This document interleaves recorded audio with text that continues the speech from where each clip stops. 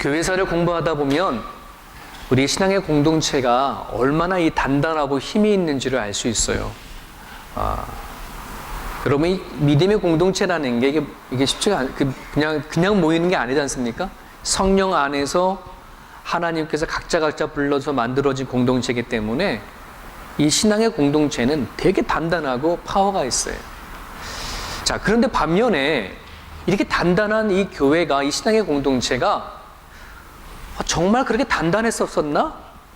그렇게 파워풀했었나? 할 정도의 어느 한순간에 확 무너지는 일들도 교회사에 보면 참 많이 나옵니다. 한국의 한 개척교회가 몇몇의 사람이 모여서 개척교회를 시작을 했습니다. 열정을 다하고 힘을 다해서 전도하면서 나름대로 열심히 사역을 한 이후에 우리처럼 한 10년쯤 되어지니까 한 100여 명이 넘는 교인들이 모여서 성전을 건축하기로 합의를 봤어요. 결정을 했어요. 그래서 그 모든 교인들이 십시일반으로 모여서 같이 교회를 짓고 아름다운 새 성전을 졌는데 얼마나 귀한 성전을 졌는지 몰라요. 근데 그 교회가 하루아침에 두 쪽에 나서 어려움을 당하는 그런 교회가 있는데, 새 성전을 지어놓고서는 이 커튼을 달잖아요. 성전이 좀 밝아 보여야 된다라고 해서 좀 밝은 색상으로 하자. 교회는 약간 어두워야 마음이 잔잔하니까 어두운 계통으로 해야 된다. 커튼의 색깔을 가지고 둘로 나눠져서 논쟁을 벌이기 시작했는데, 이 논쟁은 논쟁으로 끝나줘야 되는데 그 논쟁이 그동안에 숨겨져 있던 서운했던 거, 서로 간에 속상해졌던 거, 그런 것들이 한꺼번에 다 터져 나오면서 크게 번지게 되졌어요. 그래서 그 교회가 문을 닫아버려요. 이건 한국 교회만 있는 게 아니라 미국의 한 교회 안에 교회사 초창기 때에 미국에서 한 교회에서 한 대한민국으로, 한국으로 선교사를 파송했어요.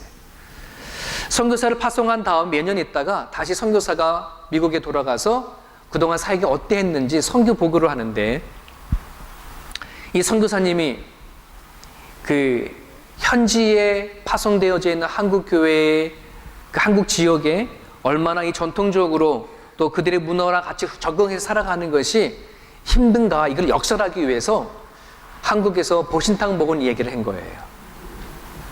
근데 그 당시에는 미국에 있는 사회가 이 보신탕에 대한 그런 개념이 전혀 없고 이게 받아들일 수 있는 상황이 못 되는 상태에서 그런 말을 하다 보니까 선교 보고가 끝난 다음에 교인들이 술렁거리기 시작했어요.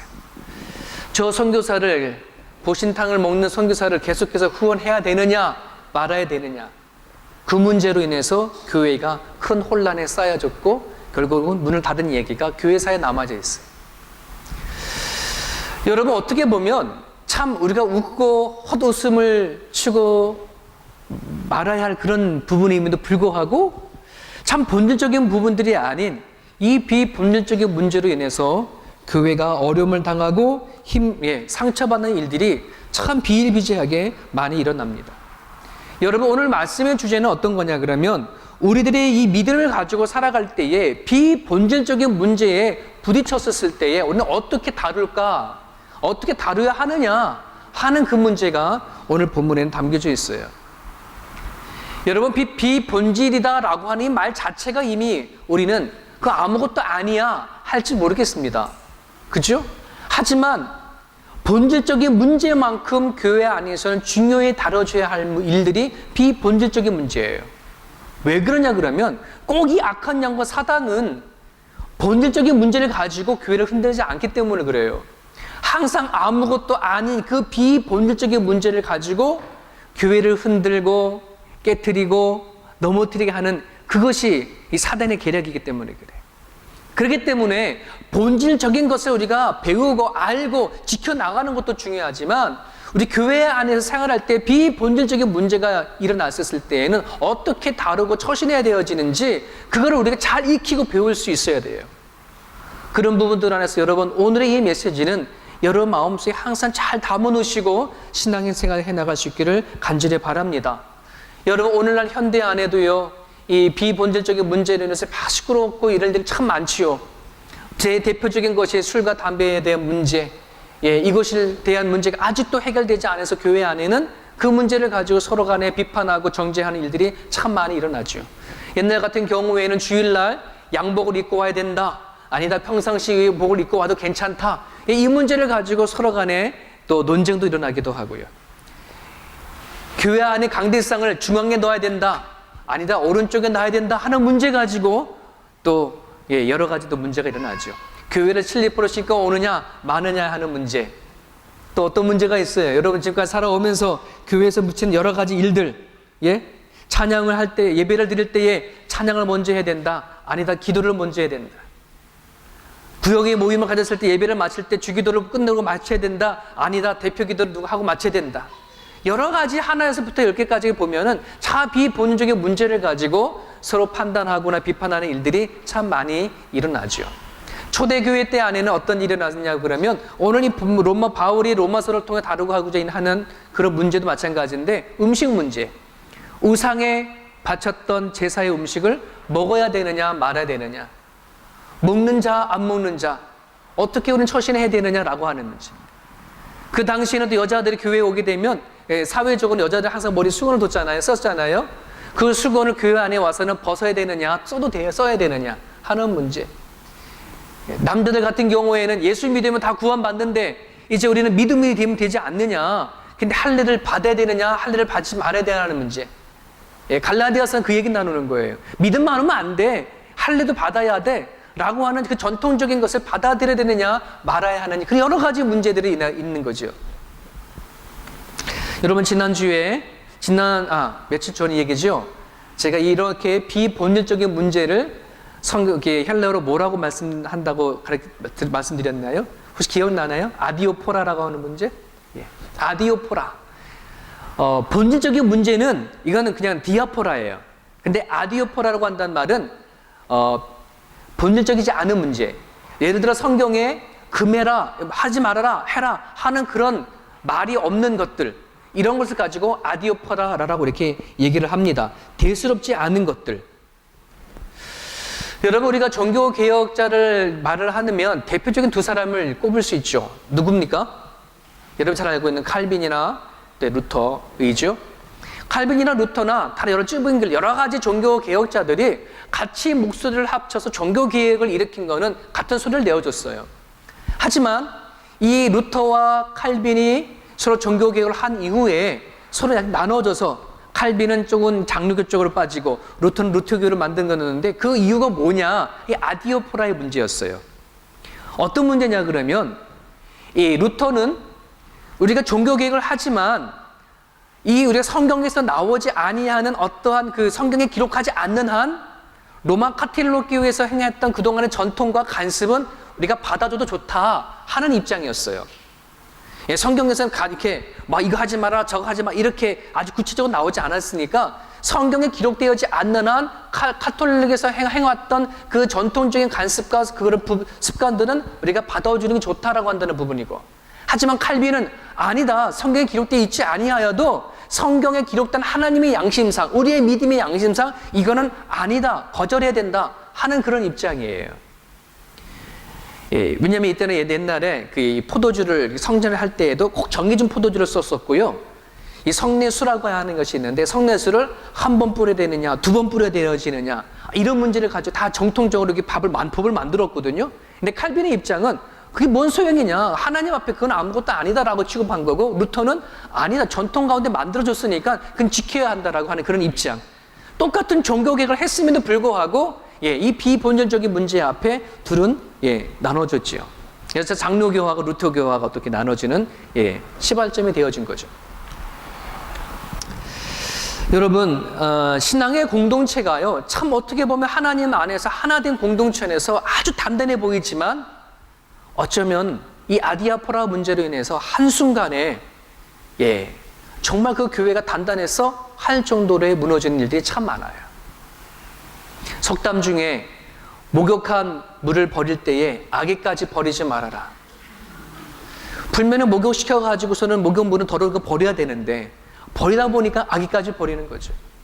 교회 안에서 일어나는 이 아디아포라의 문제가 그 문제를 가지고 비본질적 문제를 가지고 막 처리해 나가는 과정 가운데 결국 누굴 잃어버리는 거예요? 사람을 잃어버리는 거예요. 사람까지 버려버리는 일들이 참 많이 일어나죠.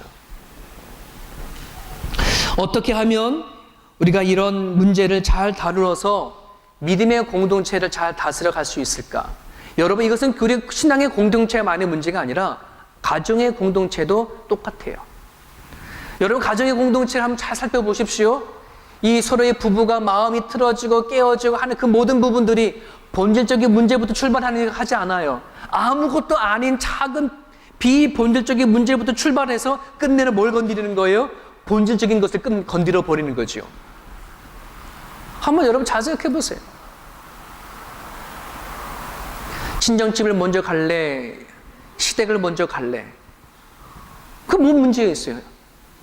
시댁을 먼저 가든 친정집을 먼저 가든. 근데 그런 문제를 가서 싸우다가 결국은 뭐라고 하는 거예요? 당신 나 사랑해까지 본질적인 문제까지 가버리는 거잖아요.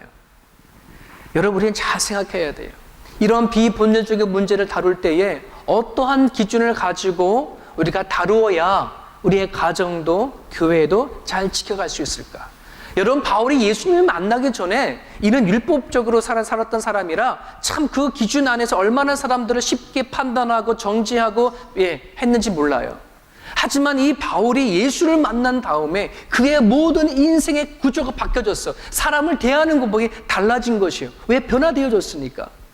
여러분, 오늘 우리가 예수를 만나 믿음으로 내 삶이 바뀌었다라고 한다는 것은 단지 내 껍데기 모습으로 내가 교회를 다닌다 안 다닌다가 문제가 아니라 내가 사람을 바라보는 시선과 내가 사람을 대하는 그 자체가 본질적으로 바뀌어져야 됨을 믿어요. 그런 부분들 안에서 저희들에게 여러분들을 정말 예수님 안에 본질적으로 무엇인가 바뀌어줄 수 있는 그런 여러분의 모습이 될 수 있기를 주님의 이름을 축원합니다. 먼저 바울이 입장에서 과연 오늘 이 메시지를 통해서 바울은 어떻게 했기에 무슨 기준으로 이 비본질적인 문제를 다루어 갖고 또 우리에게 어떤 말을 하는가? 우리 14절부터 먼저 보세요. 14절. 내가 주 예수 안에서 알고 확신하노니, 이게 뭐예요? 내가 그 전에 예수님을 만나기 전에는 알지 못했던 건데 예수님 안에서 내가 알고 확신이 생겼어요. 아, 이거구나 라고 한다는 거죠. 그 전까지만 하더라도 내가 모든 사람을 판단하고 했었을 때 자기 기준과 율법에서 판단했는데 이제는 무엇인가 알게 됐는데 그게 뭐냐? 그 다음 뭐예요? 무엇이든지 스스로 속된 것이 없으되 다만 속되게 여기는 것이 뭐다? 사람이다. 무엇을 더럽게 만들고 부정하게 만들고 속되게 하는 것은 어떤 물건이 아니라 어떤 비본질적인 자체가 아니라 누구한테 있다는 거예요? 사람에게 있다는 거예요. 하나님께서는 이 세상을 창조하시고 지으셨을 때에 속되게 창조한 거 하나도 없어요. 그죠? 창세기 쭉 보면 하나님께서 매 말씀을 창조할 때마다 하나님의 보시기에 심히 좋았더라. 하나님의 그 마음의 고백이 드러나는 날 정도로 왜 하나님 이 세상을 얼마나 아름답게 지었는지 몰라요. 하지만 왜 이 세상이 이렇게까지 되어졌을까요? 왜 이 지경까지 오게 되어졌을까요? 우리 안에 죄가 들어와서 이 죄를 가진 사람이 이 하나님 만드신 만물을 어떻게 다루냐에 따라서 이 세상이 악해진 것이에요. 그럼 그걸 아셔야 돼요. 여러분, 세상의 음식의 그 자체가 음식이란 자체, 지금 로마 교회 안에는 우상 앞에 드린 제사의 음식의 문제가 좀 있었었는데요. 이 음식을 먹느냐 먹지 말아야 되느냐, 부정한 거기 때문에 먹지 말아야 된다, 아니다, 음식 그 자체로는 아무 문제가 없어 먹어도 된다라고 하는 그 사람들이 마음이 있었거든요. 이 상황 가운데 이거 가지고 다툼이 일어나고 문제가 일어나는 거예요. 여러분, 음식이라고 하는 자체가 선과 악의 기준이 되나요? 어떤 음식이 선이고 어떤 음식이 악인가요? 예, 그 자체로는 선과 악이 될 수가 없어요. 하지만 사람이 그것을 어떻게 하느냐에 따라서 그 어떤 음식은 선이 되어지고 어떤 것은 악이 되어지죠. 여러분, 여기 있는 성경책이 선이에요, 악이에요? 이 성경책 자체가 선이에요, 악이에요? 판단할 수 없어요. 이 교회 안에 여기 있으면 이 책은 거룩한 책이고 사창가에 가 있으면 이거는 속된 책인가요? 그렇지 않아요.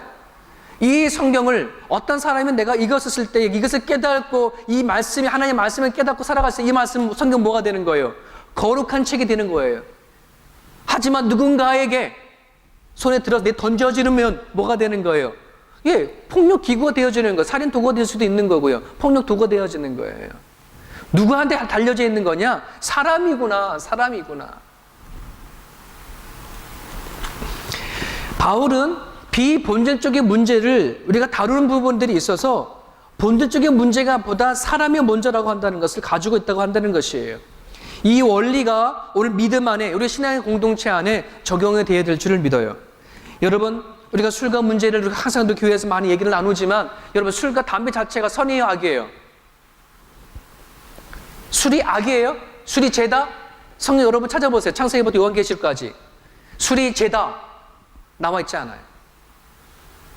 뭘 얘기하는 거예요? 술 취하지 말라. 너는 거룩한 몸이니 거룩하게 다루어라 라고 하는 기준이 누구한테 있는 거예요? 사람에게 있는 거예요. 사람이 그것을 어떻게 다루냐에 따라서 술은 뭐가 되는 거예요? 악이 되기도 하고 선이 되기도 한다는 거예요. 여러분, 비본질적인 문제 앞에 비본질적인 문제냐 사람이냐 누가 더 중요해요? 사람입니다. 술과 사람 누가 더 중요해요? 사람입니다. 아시겠습니까? 우리가 어떤 문제를 다루는 데 있어서 지금 비본질적인 문제 앞에는 사람이라고 한다는 것을 염두에 두셔야 합니다. 바울은 예수님을 통해서 이것을 확실히 깨닫고 알았어요. 왜? 바울이 예수님을 만나기 전에 그들은 사람이 들어온 게 아니라 율법이 먼저 들어왔어요. 율법으로 모든 사람을 정죄하고 판단하는 것이 빨랐단 말이죠. 하지만 바울이 예수를 만난 다음부터는 율법이 아닌 사람이 먼저 눈에 들어오기 시작한 거예요. 예수님께서 이 땅에 오셔서 그 유대 사회 안에 오랜 동안 가지고 있는 고정관념, 세리는 죄인이다 라고 하는 그런 부분 앞에 예수님은 누구예요? 세리 마태한테 가서 뭐 한 거예요? 그를 제자 삼으신 분이 예수님이십니다. 사마리아인 원수 중에 원수이고 하나님이 그들을 뭐 했다? 직사역에 갖다 버렸다 할 정도로의 유대인들에게 사마리아인들이 아주 원수고 적이었지만 예수님은 그 땅에 가서 수가성 여인을 만나서 그를 회복하시는 예수님이셨어요. 창녀가 자기 앞에 왔음에도 불구하고 예수님은 그가 했던 행위보다 그 창녀인 여자 그 사람에게 집중하고 치료하시고 회복하시고 했던 분이 예수님이에요. 여러분, 오늘 우리들에 누가 있어요? 예수님이 들어와 있는 거예요. 말씀이 들어와가지고 여러분, 우리가 예수님을 만나서 무엇이 옳고 그름인지 알게 돼요. 진리가 뭔지 알게 되졌는데 여러분, 이 진리를 가지고 들어왔다라고 하면 이 진리를 가지고 옳고 그름만을 판단하는 것이 아니라 우리를 받아야 돼요? 예수님의 마음까지 받아야 돼요. 예수님 심정까지도 받아야 돼요. 예수님의 정의를 외쳐야 되지만 또 한편으로는 예수님의 사랑을 품으셔야 돼요. 그렇지 않습니까? 여러분, 한 가정 안에 아버지 엄마가 옳고 그름만을 가지고 자식을 키우고 간다 생각해 보세요. 아이들이 올바로 크겠습니까? 안 클려요. 못 커요. 왜? 아이들을 뭐해요? 옳고 그름만이 아니라 아이들을 잘못된 것도 품을 수 있는 관용이 있어야 돼요. 부모의 사랑이 있어야 돼요. 그렇지 않습니까? 이게 같이 가야 아이들이 건강한 것이지. 우리가 비본질적인 문제 앞에 우리가 자꾸만 놓쳐버린다는 것은 사람을 놓쳐버려서 문제가 일어납니다. 자녀를 키울 때나 부부를 서로 대할 때나 책임과 의무를 가지고 서로 따지기 전에 사람 자체를 바라볼 수 있기를 간절히 바랍니다. 박노의 시인이라고 제가 개인적으로 좋아하는 시인이 있는데 그 시인이 쓴 책 중에 사람만이 희망이다 라고 하는 책이 있는데요, 구구절절 얼마나 그 마음에 와닿는지 몰라요. 사람만이 희망이다. 왜? 하나님께서는요, 오늘날 이 시대에 여러분 사람에게 희망을 두고 일하신다는 것이에요. 하나님은 이 세상 구원하시는데 구원하실 대상이 누구예요? 내가 같이 어울리는 사람이에요. 옆 사람에게 말씀해 보시겠습니까? 당신은 하나님의 희망입니다. 당신 하나님 희망입니다. 네, 희망입니다. 예, 두레교회 희망입니다. 그지요? 여러분 집에 가서 남편과 아내한테 꼭 말씀해 주십시오. 당신은 나의 희망이야. 예, 집에 가서 자녀들에게 얘기하십시오. 당신은 나의 희망이야. 이것이 돼야지. 그래야 비본질적인 문제를 뭐 할 수 있어요? 극복해 나갈 수가 있어요.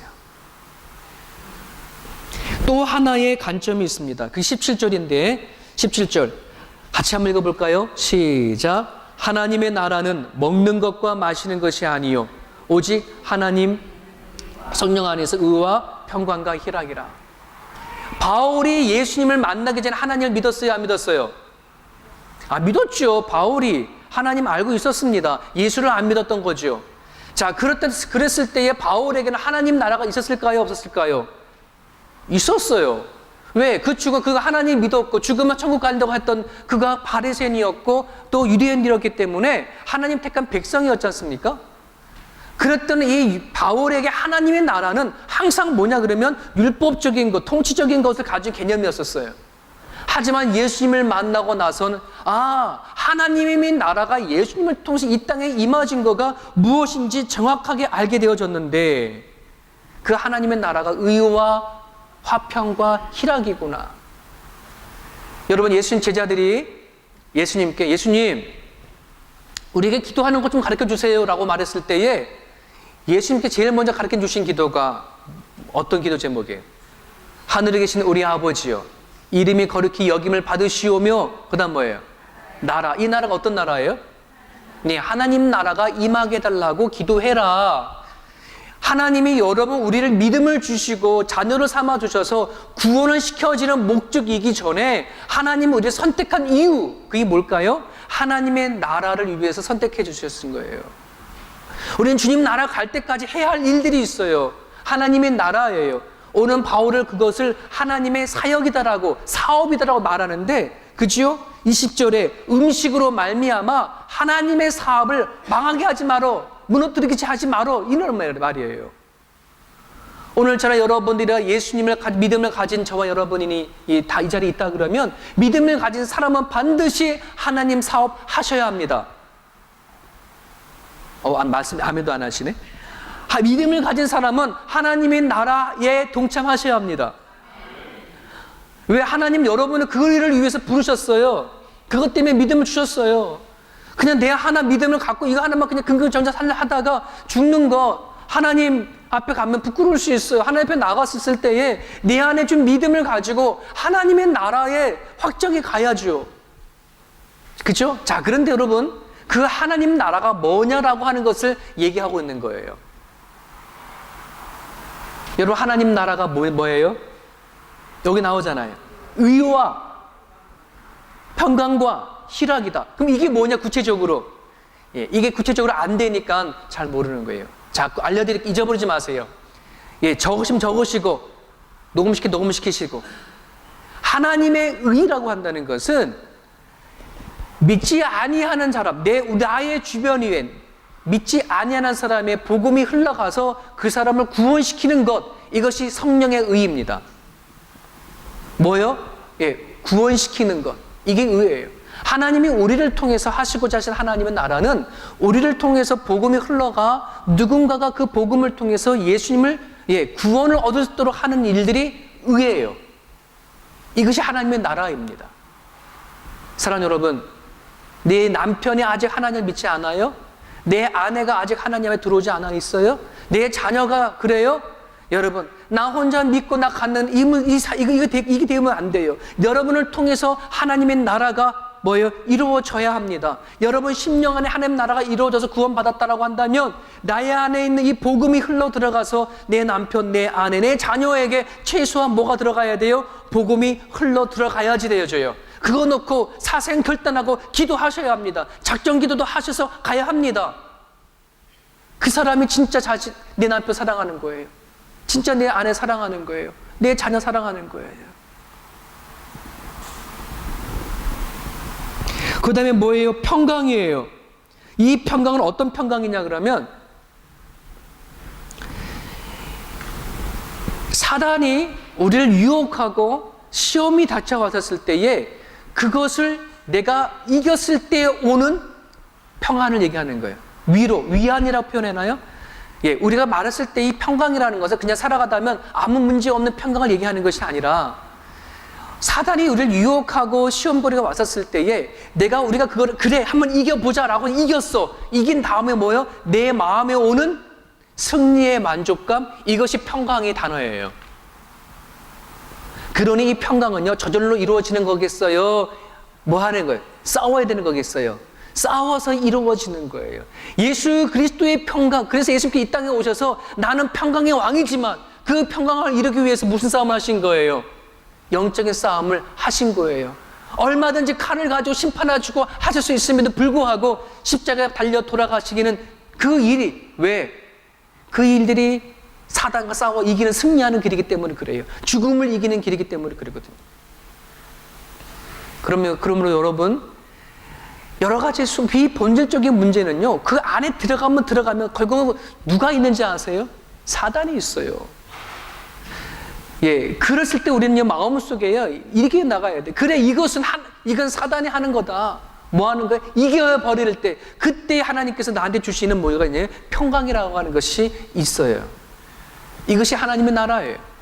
자, 또 하나가 뭐예요? 희락이 뭐예요? 다른 말로 쉽게 말하면 기쁨. 예, 그냥 내가 좋은 일이 생기면 그 기쁨일까요? 그게 아니에요. 따라합시다. 하나님의 임재. 하나님의 임재에서 오는 기쁨을 얘기를 하는 것이에요. 여러분들이 어떤 일을 해야 하는 데 있어서 가장 필요한 것이 뭐예요? 여러분 오늘 집에 가가지고 무슨 잔디를 깎는다고 한다면 여러분 잔디 깎을 때 뭐가 있어야지 그렇게 할 수 있어요? 예, 도구가 아니고 도구도 당연히 있어야 되겠지. 힘이 있어야 돼요. 내가 병들고 내 마음 연약하면 뭐예요? 이거 할 수 있어요, 없어요? 없죠. 힘이 필요한데요, 여러분. 자, 또 하나 질문 드릴게요. 내 육신의 힘이 더 강할까요? 내 마음에 일어나는 힘이 더 강할까요? 내 마음의 힘이에요. 우리가 무엇인가 해나갈 때 힘이 필요한데 진짜 힘은 내 마음에 기쁨이 있다 그러면 내가 육신이 연약하더라도 뭐 할 수 있어요? 할 수 있어요. 경험해 보시죠. 그죠? 일주일 내내 바깥에 나가서 뭐예요? 예, 일을 하더라도 내 안에 하나님이 주시는 기쁨과 힘이 있다면 뭐 할 수 있어요? 일할 수 있어요. 이것이 없으면 우리는요, 내가 힘이 아무리 철철 남아 돌아간다 하더라도 뭐예요? 손 하나 까딱하지 않아요. 마음이 불편하고 힘든데, 귀찮은데. 그죠? 여러분, 성령의 임재하셨을 때 오는 기쁨인데요, 이 기쁨을 빼앗는 게 뭔지 알아요? 비본질적인 문제를 가지고 아무것도 아닌 것이 내 삶 속에 탁탁 치고 들어올 때 여러분 어때요? 기분 확 잡치잖아요. 그렇잖아요. 뭔가 하려고 하는데도 그냥 내가 알아서 막 준비를 하고 있는데 아내나 남편이 기름 부는 말 딱 한번 해보니 뭐 해야 돼요? 하고 싶으면 있어요, 없어요? 없어요. 사라져버리는 것이에요. 내 마음 안에 어떤 비본질적인 문제가 닥쳤을 때에 하나님 얼른 기도해야 돼. 하나님 이 문제에 하나님 임재하여 주옵소서. 내 마음을 기쁨 속에서 사라지게 하는 것에 대해서 하나님 찾아와 주셔서 내 안에 기쁨을 회복해 주십시오. 이게 하나님의 나라입니다. 여러분, 하나님의 나라는 추상적인 것이 아니에요. 구체적인 것이에요. 구체적으로 내가 살아가는 그 삶의 자리에 누군가 나를 통해서 누군가 구원하시고자 하는 것, 사단과 맞짱 뜨려고 하는 자세, 내 안에 비본질적인 문제가 있을 때, 내 안에 기쁨이 빼앗길 때 얼른 하나님 앞에 내가 가지고 나가서 해결하는 것, 이럴 때에 하나님의 나라가 임하는 거예요. 바울은 그것을 가지고 있었어요. 그 전까지 하나님의 나라가 마음속에 임하지 않았을 때는 항상 하나님 나라보단 자기의 판단과 기준과 생각이 더 먼저 앞장섰었는데, 예수님을 만나고 나선 왜 예수님께서 이 땅에 오셔서 그렇게 사셨는지, 하나님 나라를 위해서 그랬구나 깨달아지는 거예요. 여러분, 비본질적인 문제를 다루는데 두 가지 말씀을 드렸어요. 하나가 뭐예요? 문제보다 뭘 본다? 사람을 보시는 거예요. 내 안에 또한 믿음이 있다라고 하면 나를 통해서 하나님이 뭐 하신다? 하나님 나라를 이루어 가려고 하신다라고 하는 하나님의 나라. 내가 교회 안에서만이 아니라 내가 살아가는 가정과 일터 안에서도 하나님은 나를 통해서 하나님의 나라를 이루어 가신다라고 하는 그 믿음을 가지실 때에 가정에서 일어나는 비본질적인 문제이든 아무것도 아닌 문제이든 또는 이 교회에서 일어나는 비본질적인 문제이든 얼마든지 이기고 나갈 수 있는 힘이 거기 안에 있어요. 저와 여러분들이 그렇게 해낼 수 있기를 간절히 바랍니다. 하나 더 있는데요, 이게 22절인데 이 22절을요, 일주일 내내 이게 도대체 무슨 말로 해야지 쉽게 이해됐을까를 고민했는데 아내한테도 물어보고 우리 시온이한테 니도 한번 영어로 한번 읽어보고 어떤 뜻인지 좀 얘기해봐라. 이게 속 시원하게 이게 다 가지가 않아요. 한번 볼까요? 22절 어떤 말씀인가? 시작. 내게 있는 믿음을 하나님 앞에서 스스로 가지고 있으라. 자기가 옳다 하는 바로 자기를 정죄하지 아니하는 자는 복이 있도다. 그리고 나선 뒤에는 믿음으로 하지 않는 모든 것은 다 죄다. 아, 이게 뭐지? 이게 어떻게 말하면 이것이 어떤 말로 얘기한 건가? 내게 있는 믿음을, 저나 여러분이 갖고 있는 이 믿음을 뭐 하라는 거예요? 하나님 앞에서 스스로 가지고 있으라. 이걸 잘 지키라고 한다는 건데, 이게 구체적으로 뭐냐? 여러분, 쉽게 말하면은요, 이런 거더라고요. 범죄적인 문제이든, 비범죄적인 문제이든, 무엇인가 나를 괴롭히고, 짜증나게 하고, 마음을 불쾌하게 만들고, 나의 자존심을 확 무너뜨리게 만들고, 이 문제로 인해서 누군가가 나를 깔보게 만들어지는 어떤 그런 문제가 딱 닥쳤을 때에 뭐 하라는 거예요? 눈 질끈 감고 하나님 앞에 나와라, 이런 얘기예요. 기도하라는 얘기예요. 쉽게 말하면. 여러분, 믿음이라고 하는 본질은 누구와 누구의 믿음이에요? 하나님과 나와의 믿음이에요. 지금 어떤 일이 일어났었을 때 저나 여러분들은 무엇으로 대항해야 돼요? 예수 믿는 사람들은 믿음으로 대항해야 되는 거잖아요. 그 믿음으로 대항하려면 이 믿음이란 하나님과 나와의 관계 가지고 이걸 싸워야 되어지는데, 어떤 비본질적인 문제가 생기면 이것을 하나님과의 관계 나 싸우는 것이 아니라 뭐 어떻게 하는가? 내 안에서 해결해 보려고 한다는 거예요. 제가 가슴을 쳤어요. 저도 교회 안에 여러 가지 일이 일어나면 집에 가서 근심하고 막 염려하고, 그래서 머리가 희해져서 지금 염색하고 그러는데요.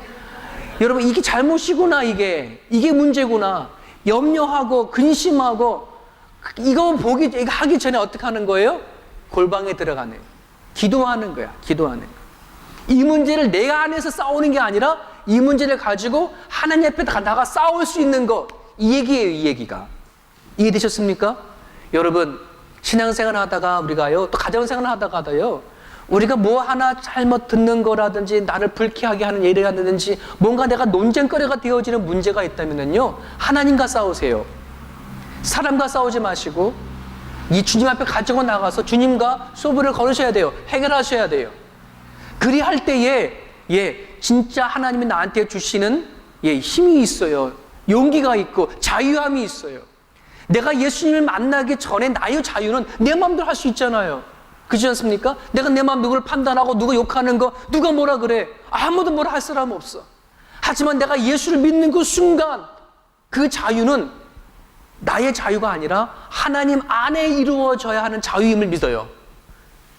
여러분, 오늘 이 바울이 얘기하는 문제는 그거 먹어도 되고 안 먹어도 될 문제가 있지만, 믿음이 있느냐? 믿음이 있는 사람은 그 음식 너 먹지 마, 너 안 먹을 수 있잖아.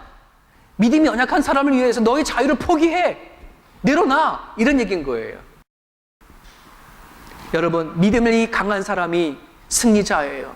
믿음이 강한 사람이 자유함도 내려놓을 수 있어요. 믿음이 강한 사람이 나의 권리도 내려놓을 수 있어요.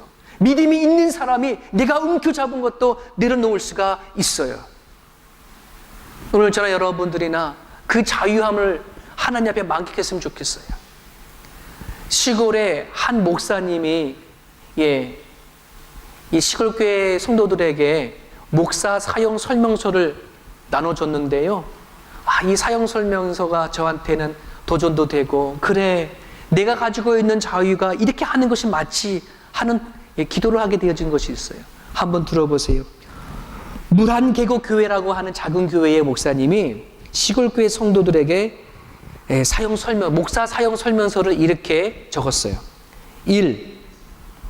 보일러가 고장나면 전화합니다. 2. 텔레비전이 안 나오면 전화합니다. 3. 냉장고가 또는 냉장고 전기가 고장나면 전화합니다. 4. 휴대폰이나 집 전화가 안 되면 전화합니다. 5. 무거운 것을 들거나 힘쓸 일이 있으면 전화합니다. 6. 농번기에 일손이 못 구할 때 전화합니다. 7. 마음이 슬프거나 괴로울 때 도움을 청합니다. 8. 몸이 아프면 이것저것 생각 말고 바로 전화합니다.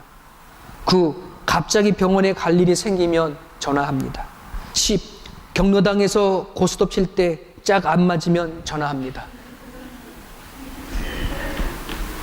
참 좋은 목사님이지.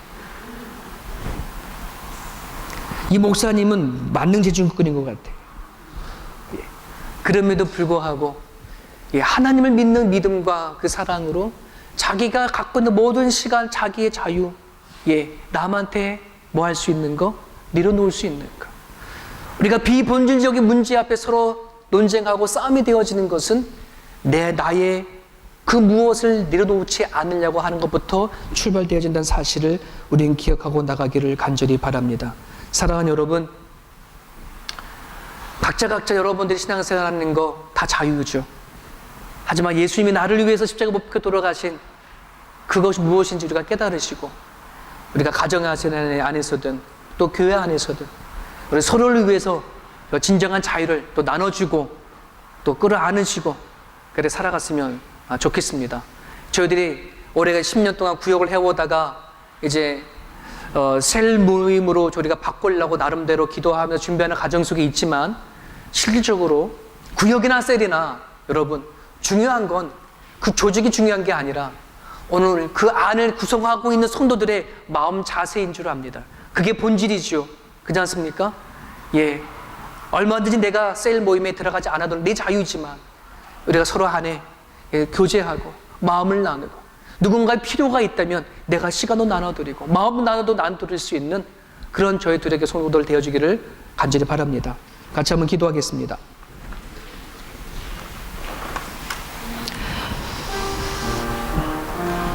오늘 주신 말씀 붙잡고 한번 잠깐 우리 묵상합니다. 하나님과 나와의 관계가 바로 되어질 때에 내가 타인에 대한 그런 자세도 달라질 줄 압니다. 우리는 참 손해나 불이익이나 또 지고 이기는 문제에 참 민감합니다. 하지만 우리가 하나님과의 잘된 깊은 관계가 있으면 그 힘으로 누군가를 사랑할 수 있고 용서할 수 있고 용납할 수 있고 또 품을 수 있음을 고백합니다. 이제 오늘 같이 그리스도의 그 믿음으로 우리가 이제 아침에 이 시간 기도를 드렸으면 좋겠습니다.